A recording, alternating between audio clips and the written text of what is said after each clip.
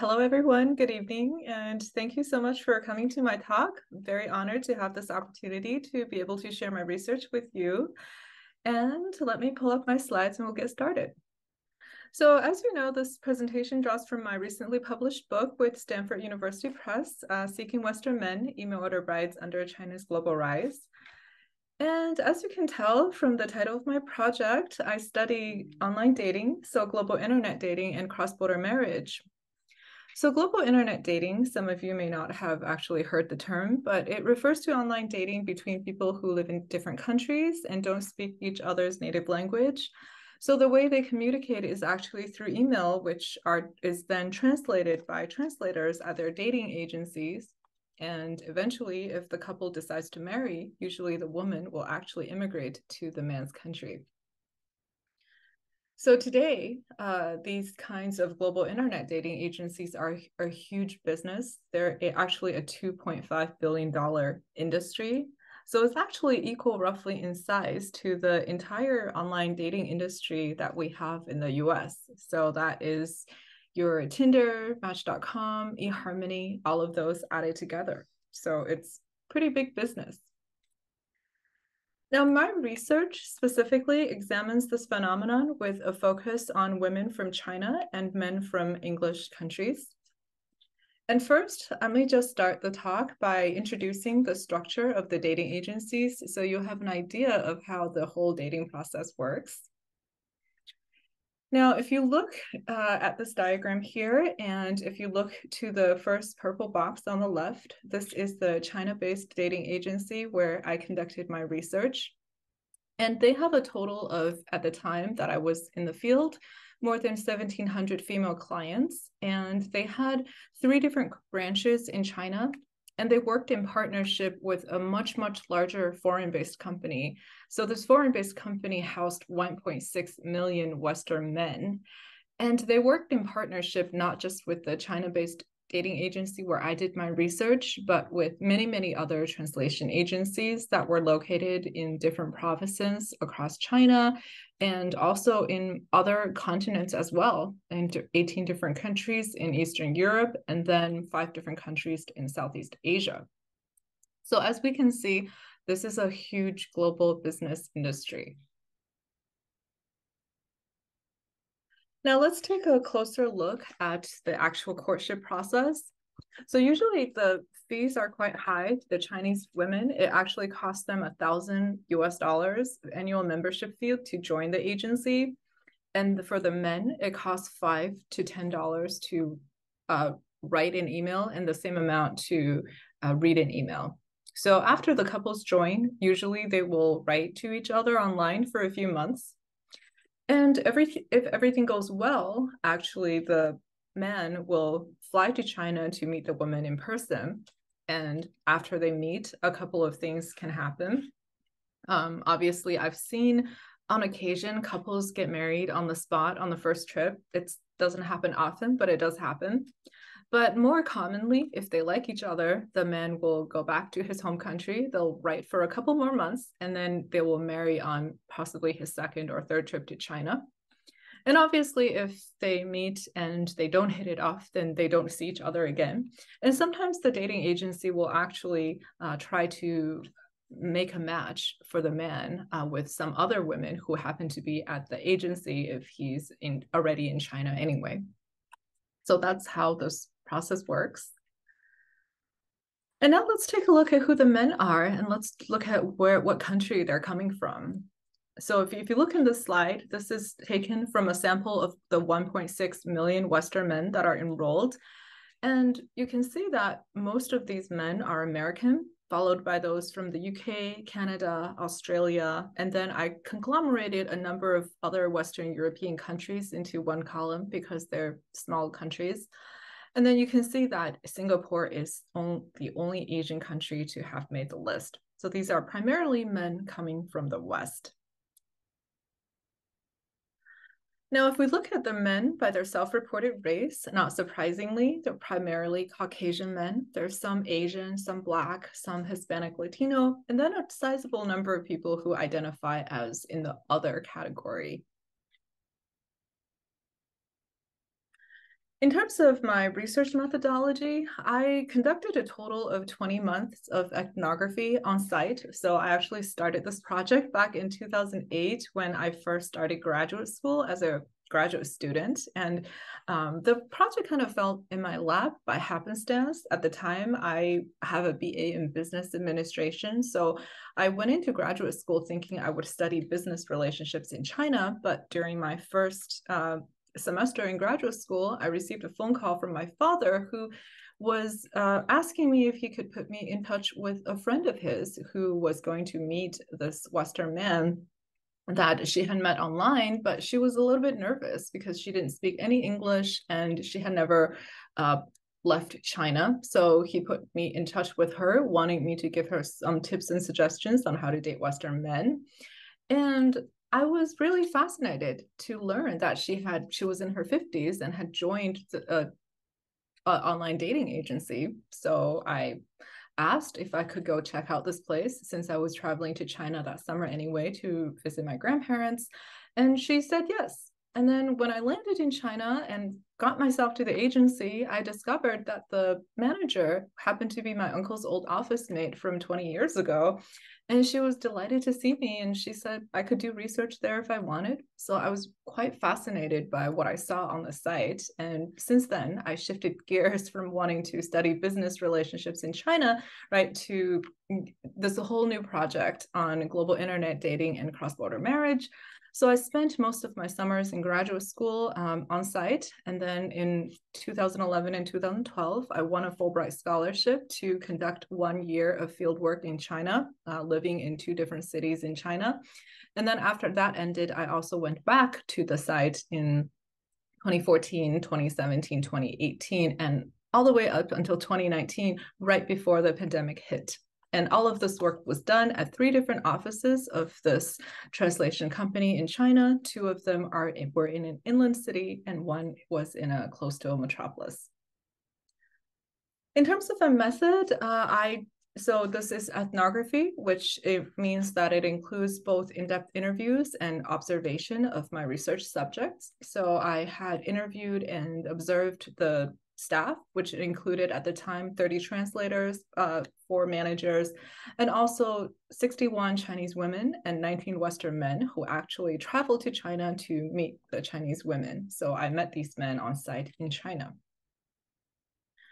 In addition, I also conducted follow-up research on these people's post-marital lives abroad. Between 2010 and 2019, I was invited to actually visit the homes of 15 women whom I initially met in China, but later married. So I was able to stay with them for a week or 2 in their homes and observe them and do research. And then for a lot of the women who lived outside the US, I conducted Skype interviews. Now, compared with a lot of previous research done on the topic of marriage migration, mine is different in that my work is longitudinal.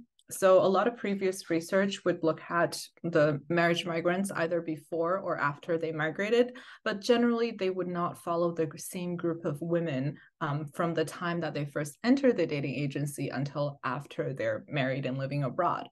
So my work is longitudinal in that sense that I've followed these people over a span of more than 11 years.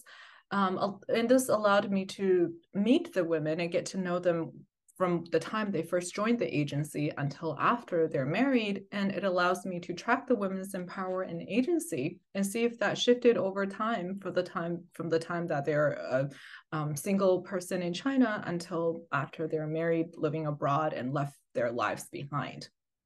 So that puts me in a position to ask, do these marriages actually empower migrant women? Now, so my work has culminated in a couple of research articles, and there are many different dimensions that I look at when I'm examining this particular phenomenon.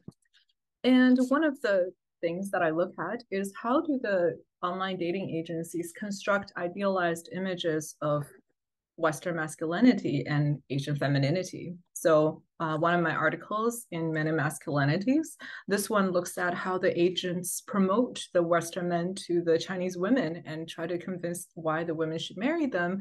And I found that the agencies actually construct this image of Western men as this devoted, caring, and home-loving person who is worthy of marrying, even if he may not be financially well off.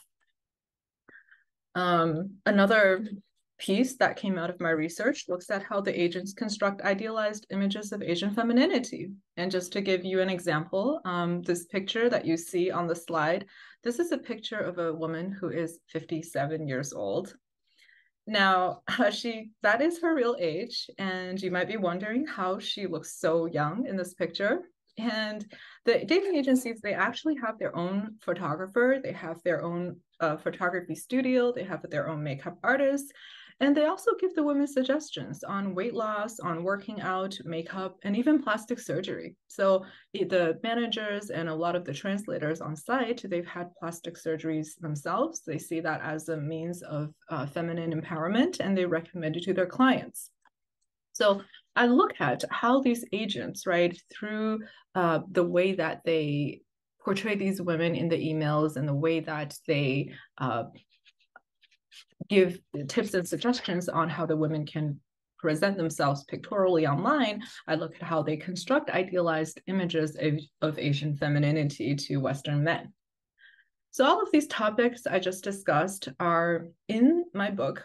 And in addition, my book also covers the experiences of the translators, many of whom are actually rural to urban migrants who are in their early 20s. So in addition to the women and the men who are involved, I also look at the translators and some of the challenges and rewards of their job, looking at how joining the agencies has actually changed their own livelihoods and created new opportunities of upward mobility for them. Now, in today's presentation, I am primarily going to be discussing the factors that motivate Chinese women to seek out Western men in the first place, despite China's huge gender imbalance that we probably all already are aware of.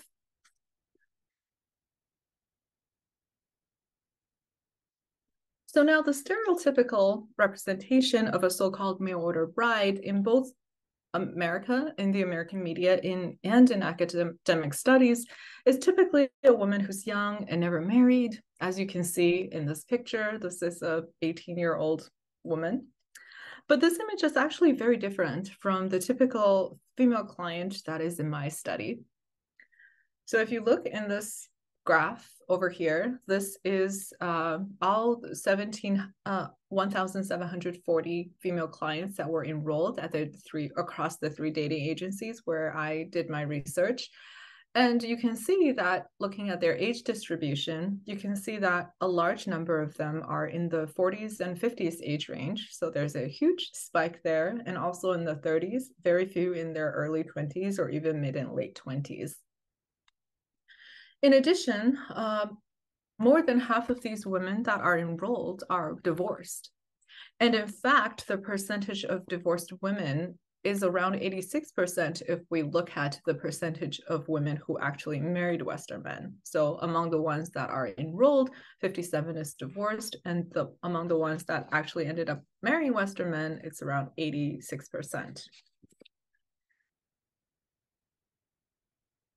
Now, in addition, there's also this perception in the media that those brides are really poor and they're doing this to escape poverty. But on the other hand, in the case of China, where we have all seen China's global rise and this rapid economic development, I actually, in my study, I saw that there were women about a variety of different class backgrounds. So I've interviewed women who have worth of $1 million. And I've also spoken with women who made less than $5 a day being a street vendor.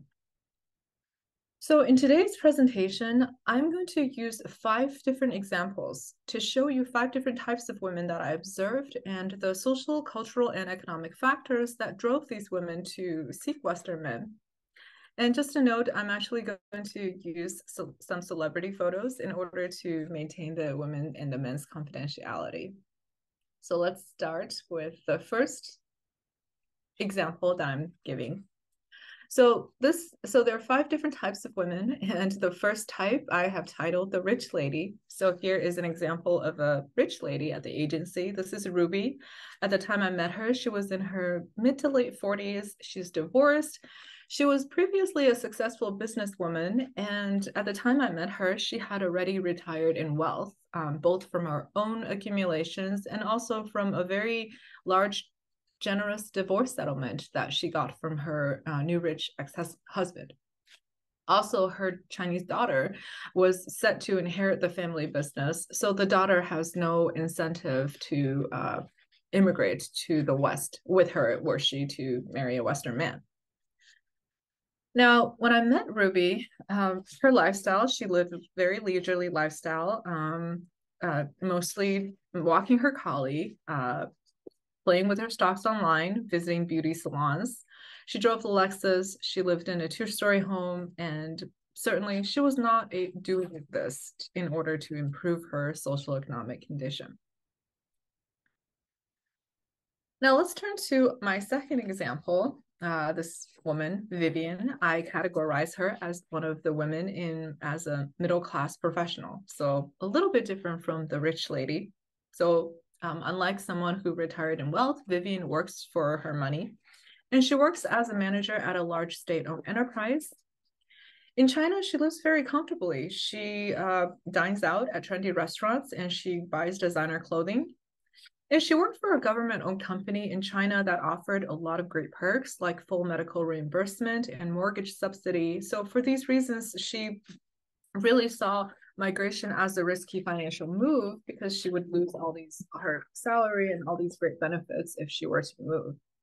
So in fact, one time she has said to me, I don't need a Louis Vuitton handbag, but I am wearing a $276 Saatchi handbag. I had to look up their brand. It's a brand from Hong Kong.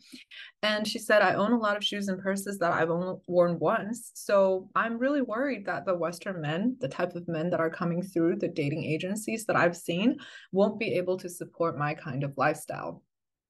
Now let's think for a minute. If she thinks that marrying a Western man is going to lead to a lifestyle downgrade for her, then why would she be on the site in the first place? So here is actually what she wrote on her client registration form. She says, China went through dramatic reform and opening up under Deng Xiaoping's leadership. China developed at an unprecedented pace in every sector, including the economic, educational, medical, and construction sectors. And alongside these economic changes, people also have increased desires. Their private desire, sexual desire in particular, is growing out of control. Today, Chinese men like to have many women outside of marriage, and this trend is particular to China's current phase of transition. There's absolutely nothing that I can do about it, so I give up, and I'm going to take my search for true love to a global level. So you can see here, as we can see, China's urban rate of divorce has risen dramatically after China's 1979 economic reform and opening up. So the urban rate of divorce went up from 2% in 1970 all the way to the 30s in a span of less than a few decades. And this rise of divorce is certainly associated with China's social economic transition. So if you look in the slide here, the slide shows China's GDP, and the GDP has risen dramatically since 1980. But on the other hand, you can see that the income inequality is also rising alongside this rise in GDP. So today, China is one of the most unequal countries in the world. In fact, as early as 2012, China's Gini coefficient for income inequality, which is an economic measure of inequality, that has already surpassed that of the US as early as 2012. So in the past few decades in China, there has been a rising new rich business class that emerged, particularly in the 1990s and the early 2000s. And this group is largely dominated by middle-aged men. And these elite men's rise in status and power contributes to increasing rates of divorce because many of these men are divorcing their wives and possibly remarrying younger women. In fact, Ruby's ex-husband, who cheated on her, had even said to her, a man is like a teapot, and every teapot should be paired with multiple teacups. So this was his perception of gender relations in the post-reform era. And for this reason, many women decided to turn to Western men instead, whom they thought may be different. So again, if you recall, Vivian had said that China is developing really fast, and along these changes, people's desires are out of control, and this is why she doesn't want to look in China.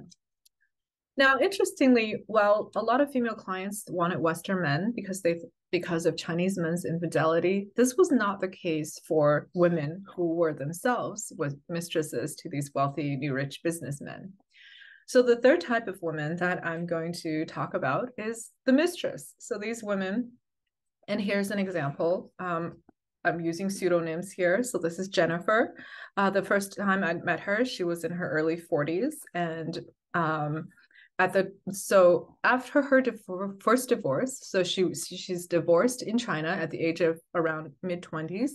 And then she started seeing a married Chinese American man who lived with his wife and daughter in the US, but spent half of the year doing business in China. So he would spend a few months here, a few months there. And Jennifer met him when she was 28 years old, and she stayed with him up until all the way until her mid and late 40s.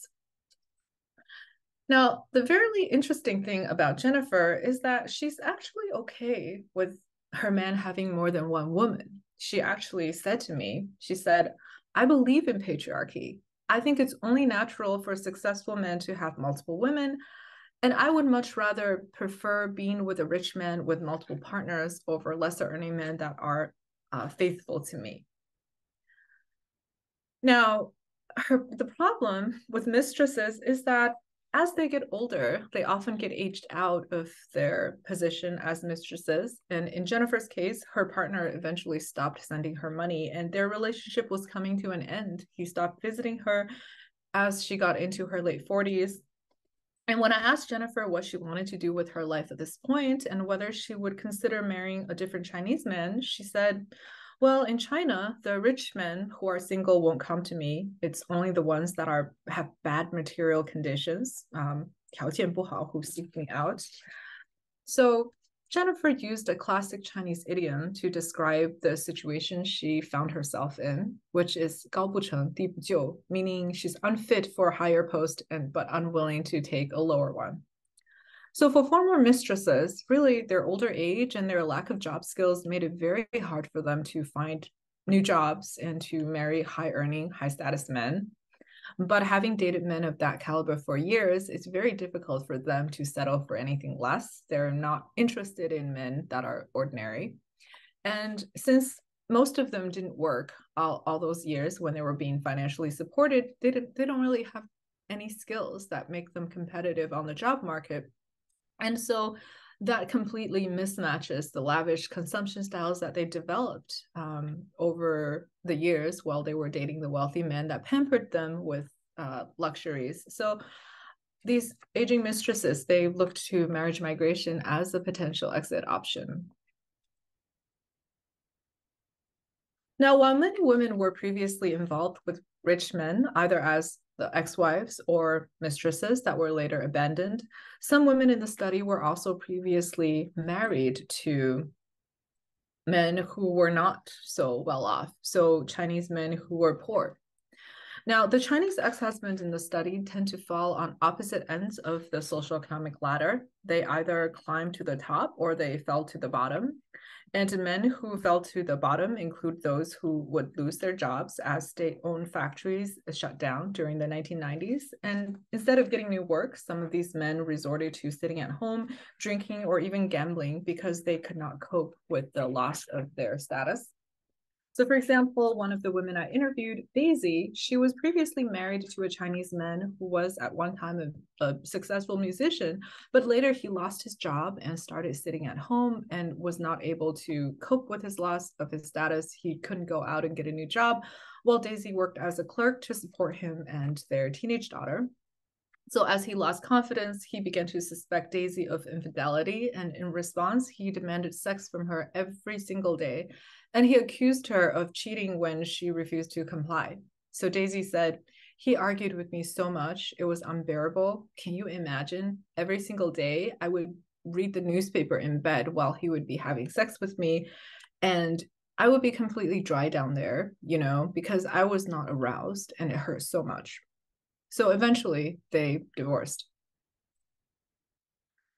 Now, all women at the agency, the middle-aged ones, regardless of their social economic status, felt disadvantaged in their local dating market because of their older age. So this is because middle-aged men usually seek out younger women when it comes to remarriage.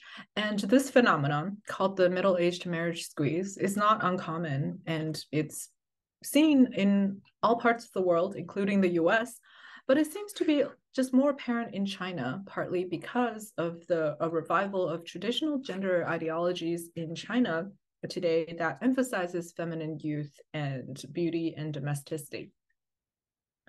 So as you can see in the slide here, here is pictorial representations of poster girls from 3 different eras: the socialist, pre-socialist, and post-socialist era.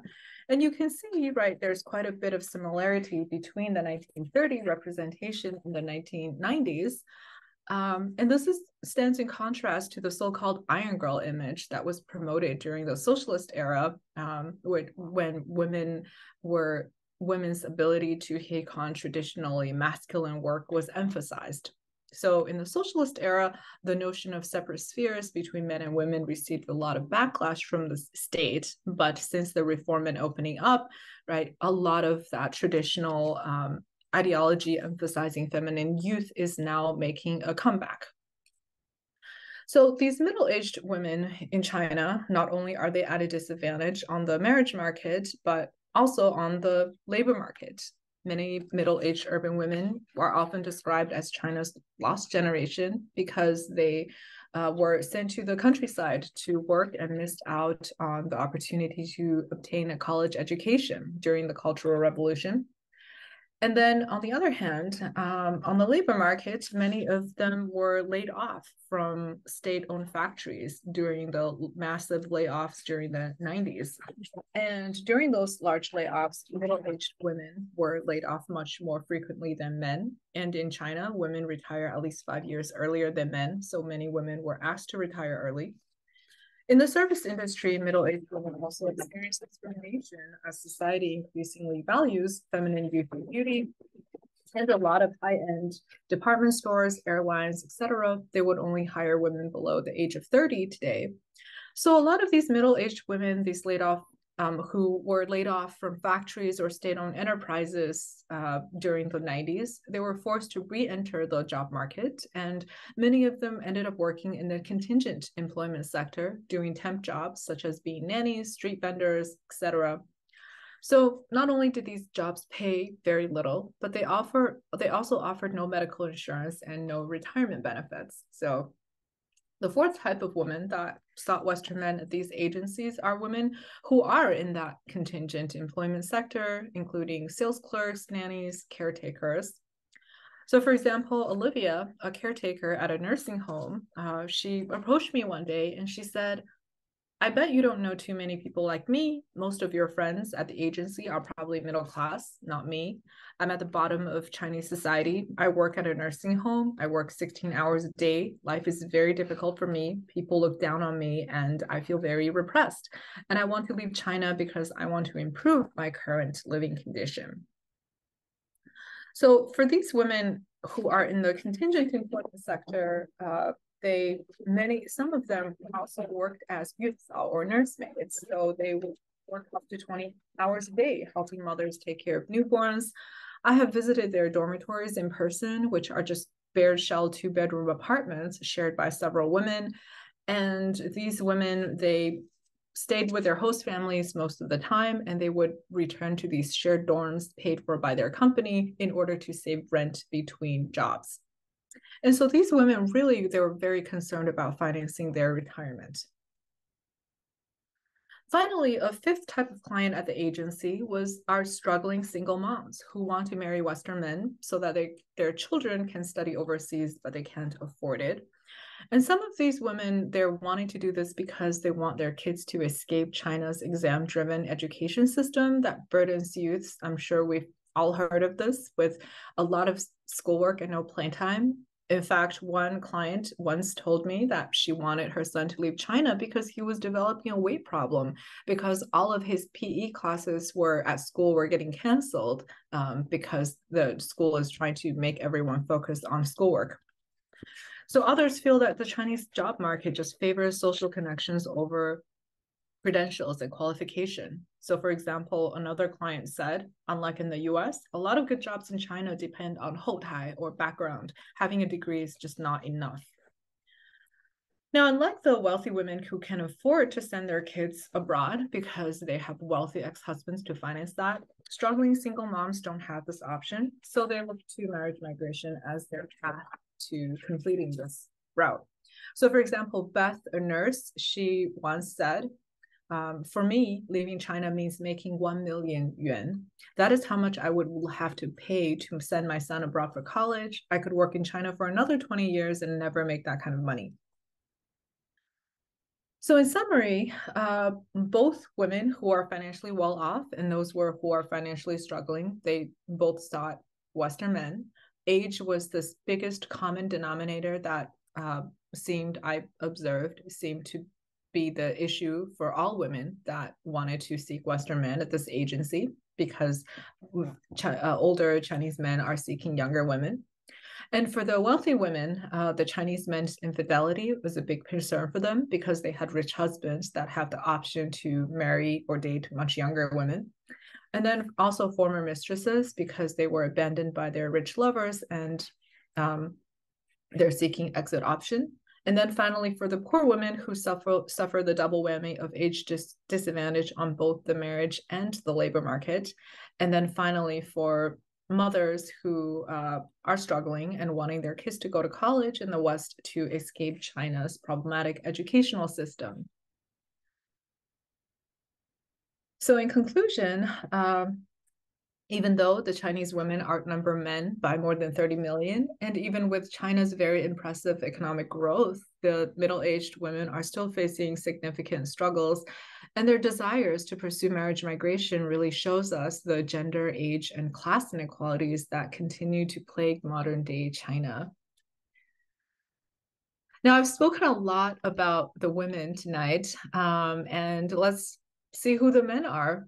And you can see from the slide that most of these men, unlike the women who come from very diverse economic backgrounds, they're not particularly well off.